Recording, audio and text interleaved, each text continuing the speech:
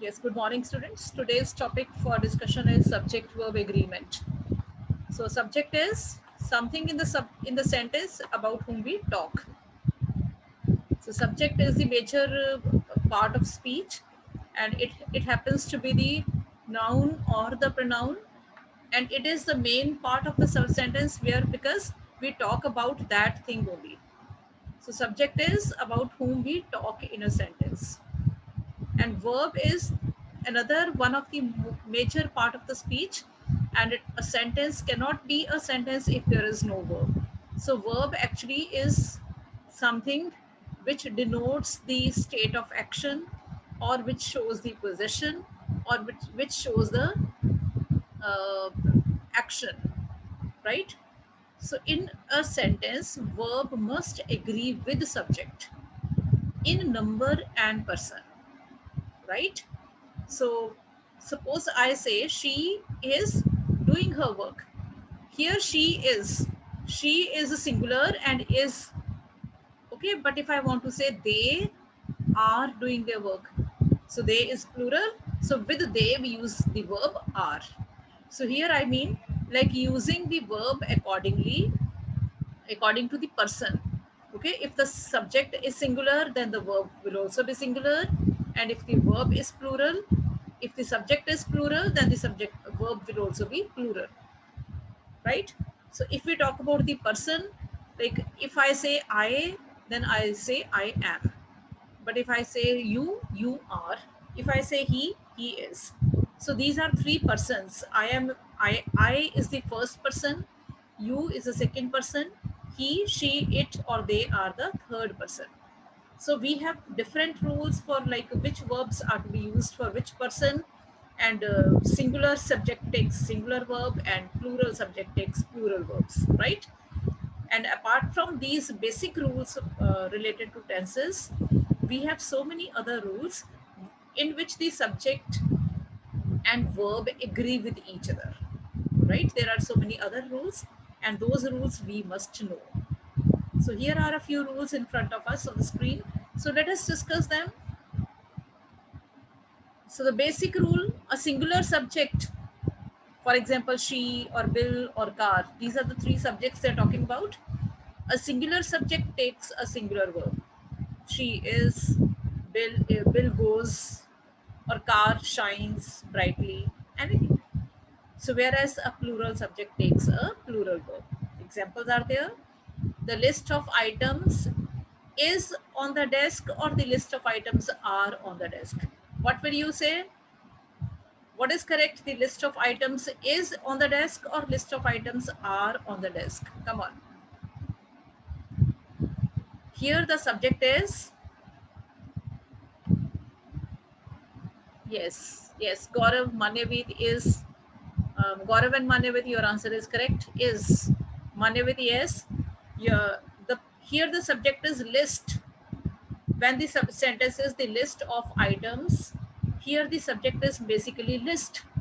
The list is on the desk. Items are not on the desk. The list of items means the list is on the desk. If I only say the list is on the desk, that will be correct. But if I say items are on the desk, that will be altogether a different, that will have a different meaning. The list of books is on the table. I don't mean that the books are on the table. I mean that the list is on the table. Got it? So subject over here is the list, and list will take a singular verb is. Is that clear? But if I say the lists, lists, the lists of books, then what will come? Are. The lists of books are on the desk, right? So if the list is plural lists, then are, right? The other exceptions to the basic rule. So there are some exceptions. Let's see. The first person pronoun takes a plural verb. So I go, I drive. So let's not discuss this, because you know that in the present and definite tense, with the first person and second person, we use first form of verb only. We don't use s or es. Okay, for example, I say she goes to market, but we say I go to market. Okay, so she goes, I go. right? This present indefinite tense that you must know. Now the other rule is, second rule is, two singular subjects connected by or, either or neither nor, require a singular verb. Okay, two singular subjects, when they are connected by either or, neither nor, or, they require a singular verb. For example, my aunt or my uncle is arriving by train. So my aunt or my uncle. So either here the two subjects are there, my aunt, my uncle, but they have been joined by or. So when or comes, use singular verb. Is my aunt or my uncle. The meaning is one person is coming. Either my aunt or my uncle is coming. Neither Joanne nor Carmen is available. So same rule, neither nor, either or, singular verb.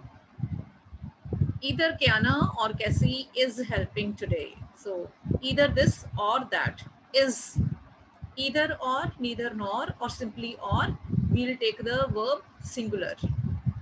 Right? This is very important rule, and keep this in mind. Third rule is the verb in an or, either or neither nor sentence agrees with the noun or pronoun closest to it.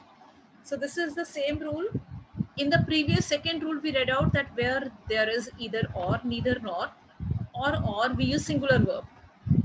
But here the rule is a little bit now added on, like the same rule with either or, neither nor. The verb will be according to the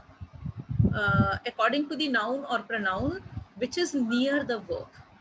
For example, neither the plates nor the serving bowl goes on that shelf. So here verb is goes, right? Go or goes, that we'll decide. So with this go, what is the noun or pronoun? Ball. So will you consider ball for the verb, or will you consider plates for the verb? What's your answer? We will consider ball for the verb because it is near the verb. So though neither nor is used, but even then blindly we cannot use the singular verb because there are two kinds of subjects. One is plural, one is singular. In rule number 2, there both of the nouns were singular, aunt and uncle, both were singular.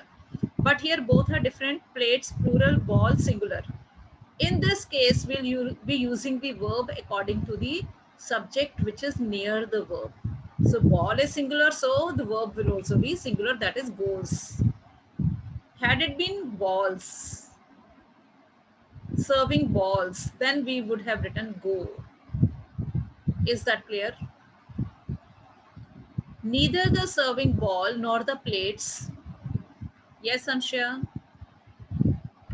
Ansha, yes?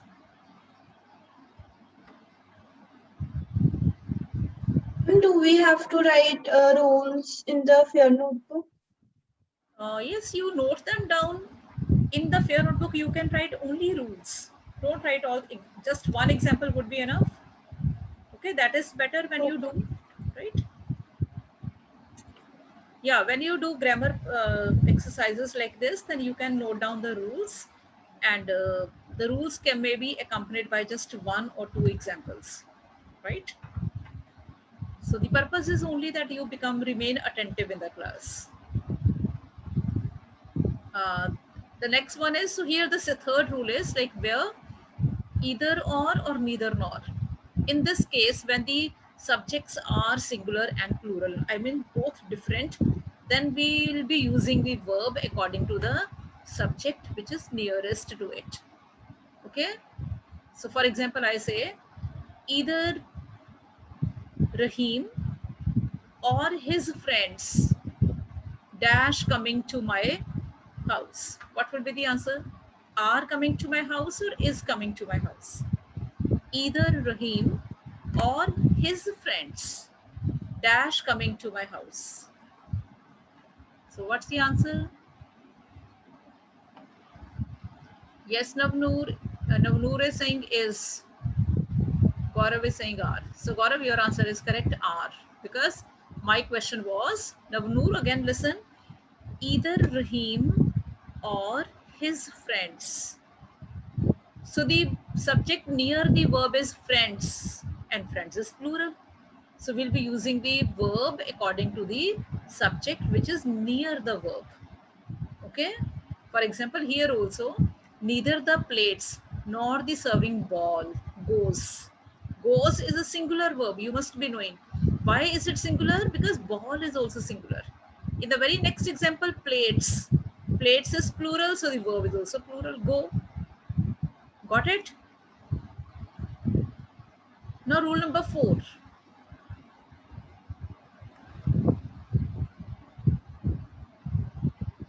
So here is some explanation.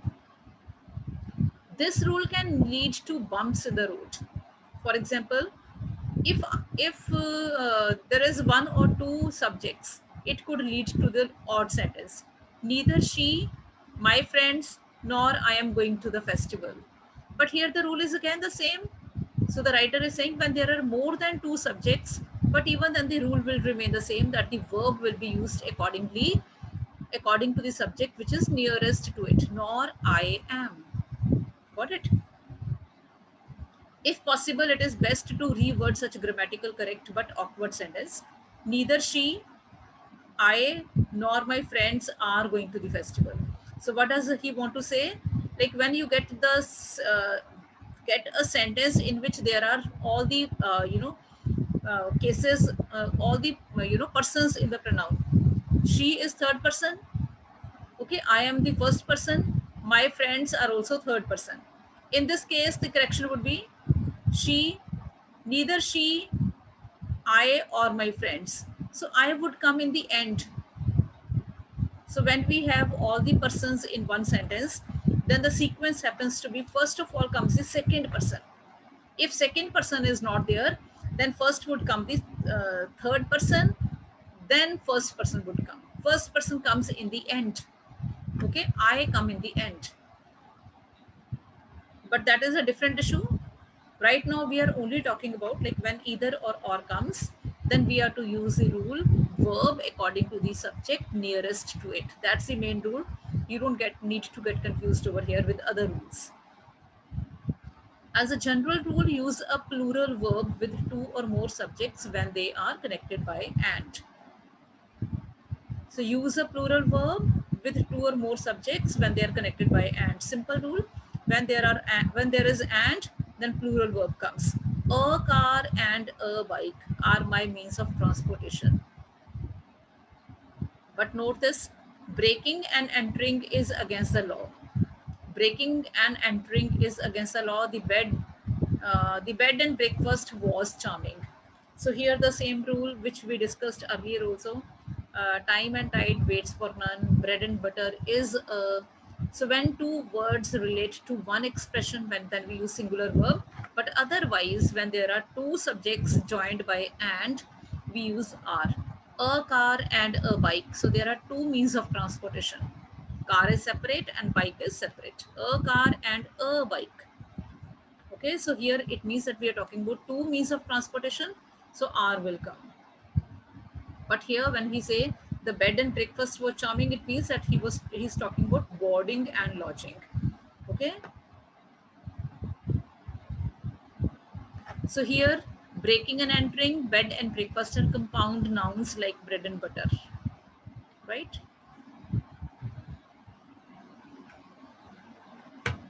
Okay, some think it is incorrect to place a personal pronoun first in a multi-subject sentence.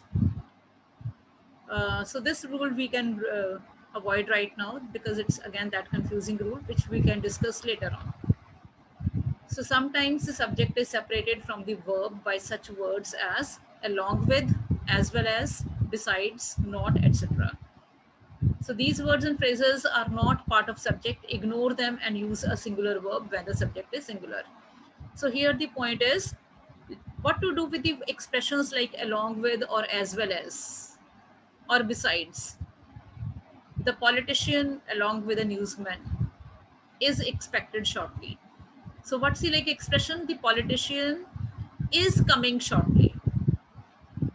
Along with the newsman, you can say like it's something additional. Okay. my friend is coming to my house. Suppose you want to say that my friend is coming to my house. Or you say my friend along with his parents is coming to my house. So here the main thing is my friend is coming. And when you say along with his parents, that is something you can say, you can put it in brackets. That is something is to be written in parenthesis. That is separated by commas or bracket. So these things are not considered while using the verb. So the my friend is coming. The politician is expected shortly. So along with this, you can ignore while using the verb. Excitement as well as nervousness is the cause of shaking. So there is excitement as well as nervousness is the cause of shaking. So main thing is as well as nervousness.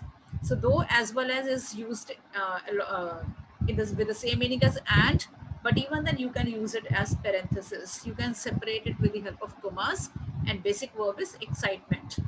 Excitement is the cause of her shaking, right? Same thing is coming up. Parentheses are not part of the sentence or the subject. Joe and his trusty mutt was always welcome. Yes, better time is almost over, I know. So, okay, we'll continue the same topic tomorrow, or we. Meanwhile, I'm leaving right now because it's a time for me to take the another class. Okay, beta.